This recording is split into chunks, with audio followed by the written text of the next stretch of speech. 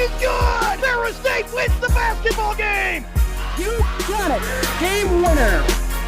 Rips the shot and it's a score for Ferris State! What a play right there by the Bulldogs! And so those are the kind of the guys I really wanted to model my mentality after. When it's bad weather, it kind of comes down to grit. I think our team has a lot of that. It's like you lose a game, like it hurts so much. Like we're very culture-based, and so that's what initially got me here. You're listening to Behind the Bulldogs, brought to you by Ferris State Athletics. It's Behind the Bulldogs, Season 4, Episode 31. Hopefully the day has been going well for you so far. It's me, Joe, along with Brandon Worth, sitting across from me. We got a great episode on deck for you, great interview as well. But before that, let me ask you this, Brandon. How are you?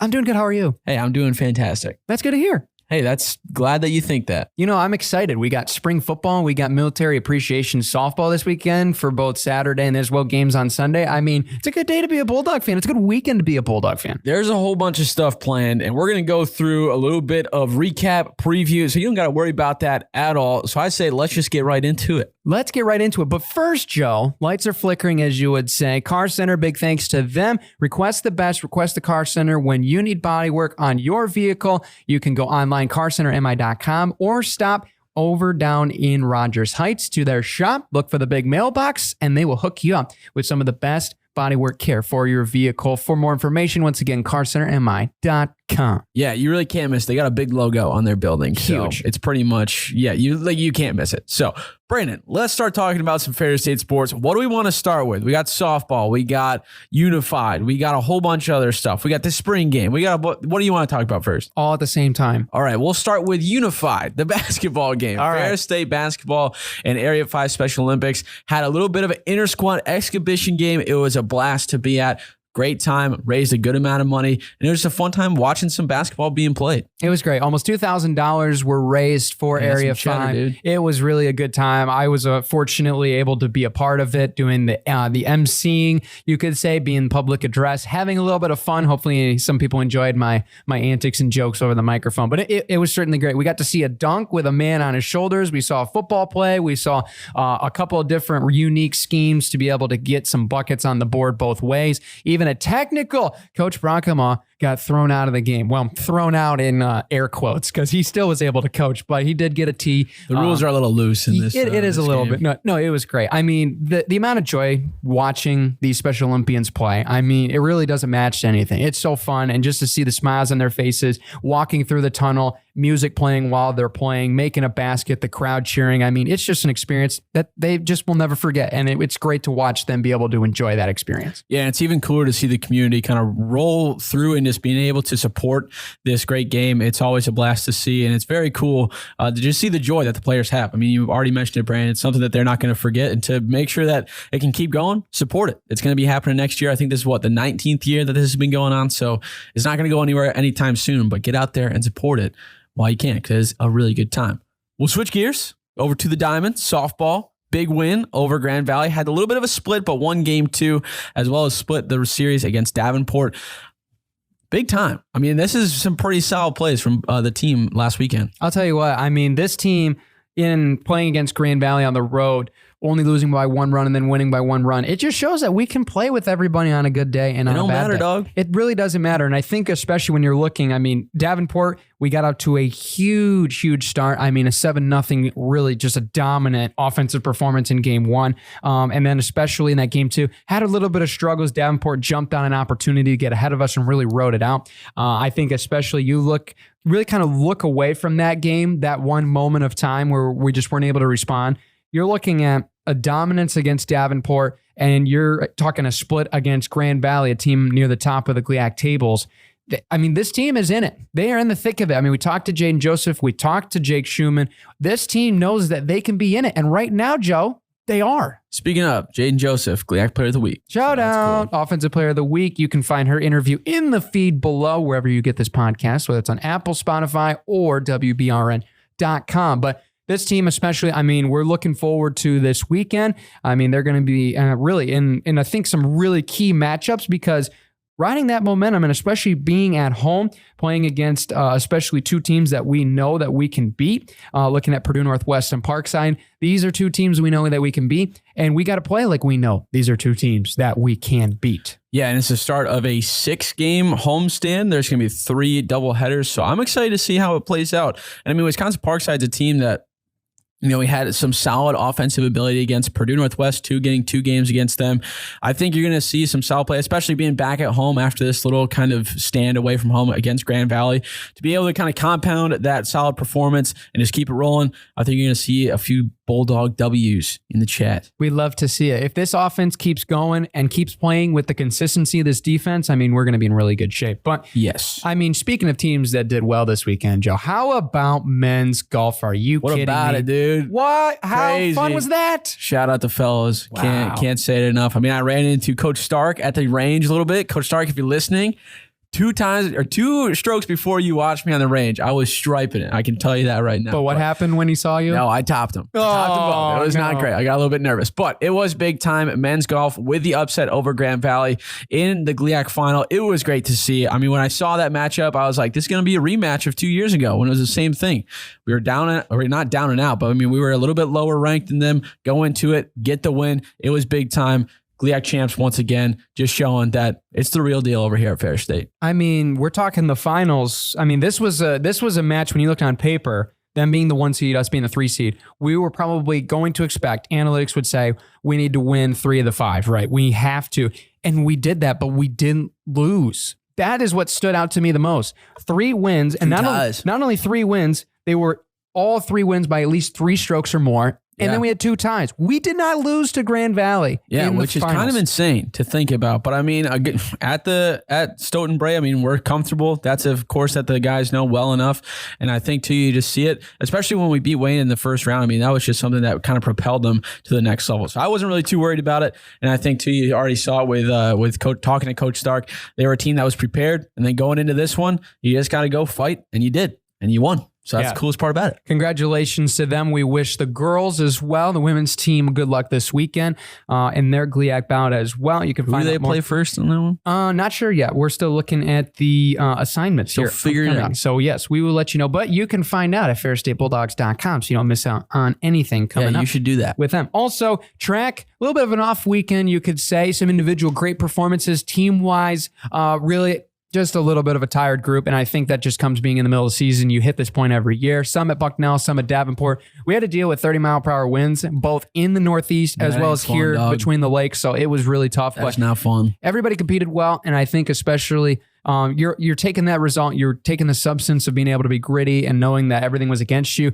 This week, both groups, all the groups I know had a little bit more recovery, a lot more technical work, not as much strenuous workout activity. So hopefully everybody's fresh, ready to go at Al Owens this weekend. It's going to be fun, and it'll be a great meet. It'll be on Friday now instead of Saturday for those that might not have heard. The weather is supposed to be a little interesting, so moving it to Friday, but it's going to be fun. You can follow Ferris Track and XC on social media, and you can follow along with that as well as on ferrisstatebulldogs.com. But finally, we'll wrap it up here before our interview, which you guys might have seen. We have Victor Nelson here of the Ferris State defensive lineman joining us, but spring game's going to be fun, Joe. We're looking forward to all the festivities this weekend, and especially, I mean, it's football season in Big Rapids. We love the pigskin when it's down on the turf, and we love watching these guys play. Dude, there ain't nothing better to do in Big Rapids than go to a game. I think it's going to be sick. Tailgate's going to be rocking as well. It's going to be on a Friday. It's tomorrow by the time, I mean, we're recording this on the Thursday, right? Yep, Thursday. Yeah, so it's going to be a Friday. Vibes are going to be incredibly high. So if you're not out there, I don't know what you're doing. If you're, like I said earlier, though, if you're listening to this on the radio and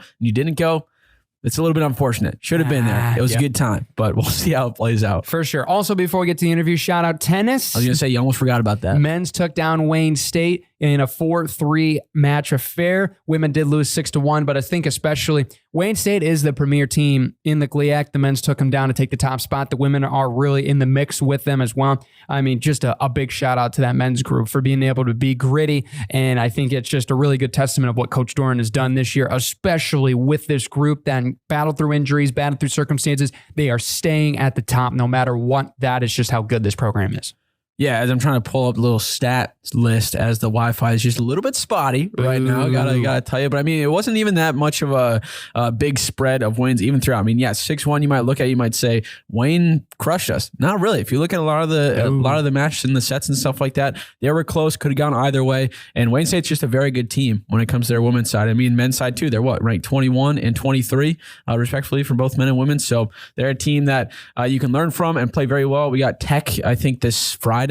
So that's going to be another great one.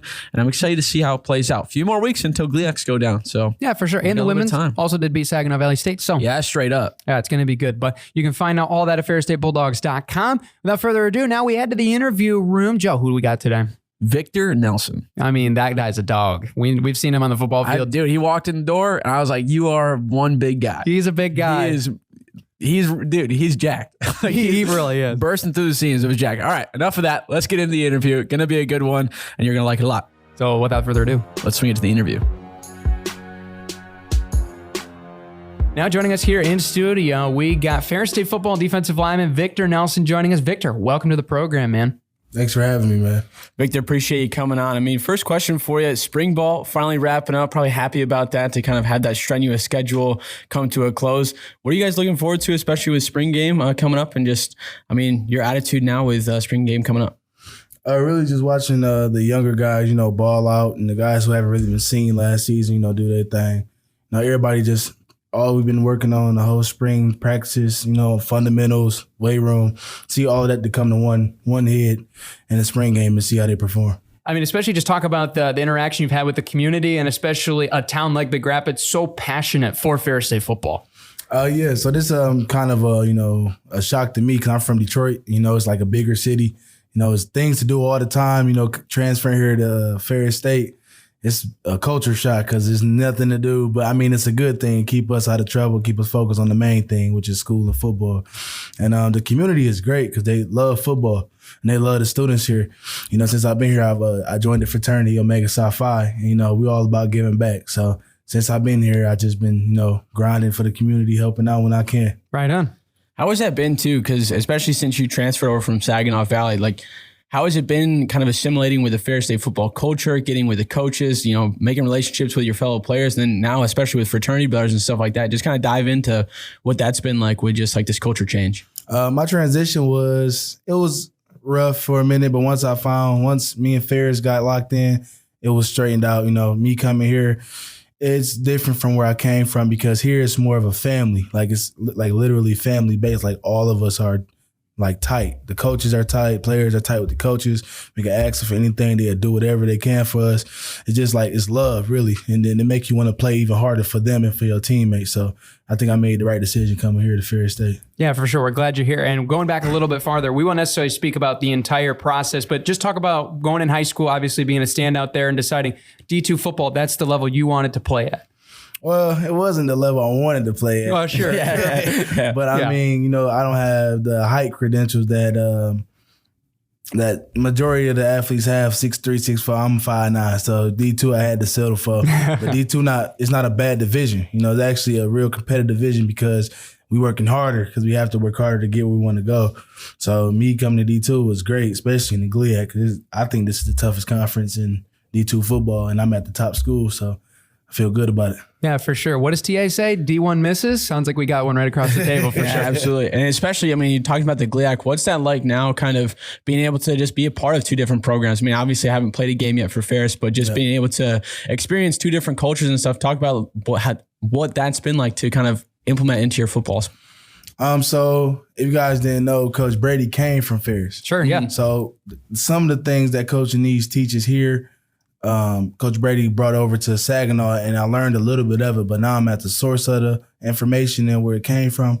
So it's not that different. It's not. It is, but it's not. It's more hands-on here because this is where it came from. So, I mean, I think that it's better, honestly, if you ask me. Yeah, and then especially, I mean, you had a standout year at Saginaw before you came over to us. I mean, 5.5 sacks, over 30 tackles. I mean, just talk about your shift into the Ferris scheme, and what are some of the biggest differences you found, especially at your position specifically? Well, here, in Saginaw, I was more different position, DN, D tackle, whatever I could do. But here it's more hold the gap scheme, just stay in your gap, make plays, obviously, but it's more hard nose for us D linemen because, for D tackles, we have to be more stronger in the middle. So it was kind of a change, but not really because it was the same defense. But here it's more like it's just natural. Like I don't know how to explain it. Like sure. it's just like this is where it came from. So it's more technical with it. Okay. At Saginaw, I was just doing whatever I wanted to do, but here I have a job. Okay, I got you. And especially, going back to it now with, the season being a little bit farther away with the fall coming up, what are some things that you do personally to kind of get ready for that? You got the summer coming up now with kind of workouts and stuff. You guys will be a little bit on your own and then coming back to be with the team. But what are some things that you do like kind of on a personal level to keep yourself disciplined? Well, I stick with my group. So I don't like being just by myself because I know if I'm by myself, I won't work as hard. But with a group, I can teach and also help them get better as well as myself. So I just do skill work every day, like 5 o'clock. Go out there with the group, do that. Then we'll go to the weight room, lift in the morning. Just like keep a steady regimen every day. Do the same thing, and then when season comes, it's just natural. Yeah, for sure. And speaking of your group, Ian Hall was the guy that recommended you to come onto the show. So shout out Ian, great friend of us on the show. Just talk about working with him. Jordan Jones, who is an alum that was also coaching, Coach Smith as well. Just talk about the interaction you've had with them and what you've learned from them in your first year with them. So I used to watch Jay Jones actually when I was at Saginaw because I thought he was the best D tackle in the GLIAC. Whoa, okay. But Jay Jones kept saying I was, but we just think we both are great players. But I really watched Jay Jones a lot. Because he was a real elusive D tackle, and Ian he great also. I met Ian though in Florida. That's where I met Ian at. But they both are some good guys, and Coach Smith really groomed them well because he a good guy himself. Like they are like a good representation of their coach. Yeah, for sure. They work hard and they also have fun, do they not? There's a couple good personalities in there for sure. They goofy, especially Jordan. They keep it lighthearted. And especially, game day is a little bit while away, especially with the season coming up. But what are some things that you do to get locked in? It kind of differs from player to player, but are you more of a music guy? Are you more just kind of experience some stuff with the team? What is it like? So I got a ritual I do. Oh, tell us. Let's go. So every game, I go out to the field with just my compressions on, no pads or nothing. I pace the field 3 times. And I go back in, I listen to R&B music. Wow. So what artists are on there? It's a 90s R&B, so whoever from yeah. I like it a lot. It's kind of weird because it ain't hype, but it get me in my mood. I was going to say, it gets you nice and calm. That's the big thing. That's my ritual. Hey, if it works, it works. I think it's Chris Paul listens to gospel R&B like before every game. Yep. So hey, if it floats the boat, that's what it goes to. Sure. But where did you come up with that ritual? Was that something that was taught to you, or you're just like, this kind of worked one day? Kept going day by day, and then there it goes. Full ritual. Growing up, that's all my mom and dad played was R&B because we can listen to that cuss and stuff. So the R&B, it was that, and then I go out there, I just walk around. It's like an intimidation thing. So you just pace the field, just look at everybody, stare at them, and or sometimes I stand there and stare at the coaches. So it just depends on what I'm feeling, but I pace the field 3 times all the time. Okay, right on. Yeah, for sure. And one thing too is TA, I feel like from the outside looking in, you might be a little bit nervous to see him. And then especially, transferring from a GLIAC school to Ferris. What was it like with your first time meeting TA? Was he kind of a guy that you figured like, yeah, this is what it's going to be like? Or was it kind of more of a surprise? I honestly met Coach Anise when I was in high school. Yeah. So he been the same guy ever since. Like he haven't changed a bit. And I just knew me coming here, he take care of his guys. So I knew I was going in good hands regardless. I had offers from West Florida, Valdosta, historical black colleges, all over the whole GLIAC, but I know he was going to take care of me. So I'm not about to this is my last, season. I ain't about to waste it with nobody else. So I know Coach Nee's going to look out for me. So I came here. Yeah, for sure. We'll give you a broad question. What's your favorite thing about playing football? A lot of people would say, tackling, the pads, some people say it's the environment, it's the crowd. What's your favorite thing about playing football? Why'd you want to play football originally growing up? Just to hurt people, because you cannot go to jail for hurting somebody on the field. So, the anger I have and just the drive I got, they gonna have to feel me. So, okay, absolutely, yeah, that's big time. That's football right there. Yeah, that's football. Yeah, it's a get out of jail free card, pretty much. Is. Yeah, now especially coming down to Ferris. Do you have roommates now? Have you moved in? Kind of gotten yourself assimilated? Who you living with? Yeah, so I transferred here with one of my good friends from Saginaw. We both transferred together here. So we live together, but I made the whole team I'm really locked in with. So we all tight now. For sure. Yeah, and you mentioned that you joined a fraternity as well. Just talk about that experience, joining that group, what that was like, and what you are also doing with that outside of football. Yeah, so the fraternity I wanted to be a part of since I was in 8th grade. You know, I got my uncle is in the fraternity as well. A bunch of coaches that I have in Detroit are in the fraternity. So I just knew that's what I wanted to do. So me coming to Ferris, actually one of my teachers that taught me is one of my fraternity brothers here at Ferris. Oh, okay. So that was even better, and I knew this was the right chapter to join. So once I joined it, it been good ever since. You know, we do what we can for the community. We get around, help out. You know, whatever we can do, we do it. For sure. And outside of football as well, obviously there's the school side part of it. What are you studying, and why did you decide to study it? I'm a criminal justice major, specifically law enforcement. I want to join the SWAT, and I don't know. I just feel like that's me. Like the type of person I am, the SWAT is perfect for me. Okay. Was that inspired from anything growing up? I mean, you saw obviously maybe on TV or something, or that's just like, that sounds cool. Like let's give it a rip. Them doors going down, I can be a part of that. All right. If I saw the doors coming down and you walked out, like, oh, well, yeah, I'm just going to give up. Don't hurt me, please. I got my ribs intact. We'll keep it that way. Yeah, that's wild. But I mean, talk about that too, with like kind of balancing school life, and especially with and practicing and stuff like that, but also transferring. Was that kind of a trouble getting credits and stuff to go over? Or has that been pretty easy? Transferring, the credits part, that was the biggest thing. But I never had to move to a different school before, so it was something new. Like I haven't did it since freshman year when I went to Saginaw, but leaving Saginaw, coming here, it wasn't bad really. It was just a long drive, 3 hours. That was about it. But coming here, it was easy. We moved in, settled in, met the players, coaches, and it was all right. Like it wasn't no trouble after that. Nice. Yeah. What do you think has been the most surprising, or maybe not surprising, but the biggest difference that you've seen here in Big Rapids than what you had originally? I mean, you obviously came probably on a visit before you came and officially committed, but what was the biggest thing when you officially got here, settled down, you're like, oh wow, Ferris has this, and I didn't really expect it. The school surprised me. I didn't know Ferris was like a nice school, how it is. That surprised me, but it's just the culture here, like for athletes. Because in Saginaw, they didn't really like us football players at all. So it was like we just there playing for nobody really but ourselves. But here, we playing for the community. Like they come out for Ferris State football, and I love that. Like everybody just like meshed together well. Okay. Yeah, I was going to say, whenever we talk to people that are kind of transferred, and they say that the community, especially among the athletes and stuff, is the biggest thing. But, I mean, tell us, what's one thing you're super looking forward to this upcoming season? I mean, spring game 2, or some things that you're looking forward to on a personal level? Well, this season, I want to get a ring because these boys got rings. I ain't got one yet. So I want to get a ring, and I just want to ball with my guys because these guys is the most enthused group of guys I ever played with.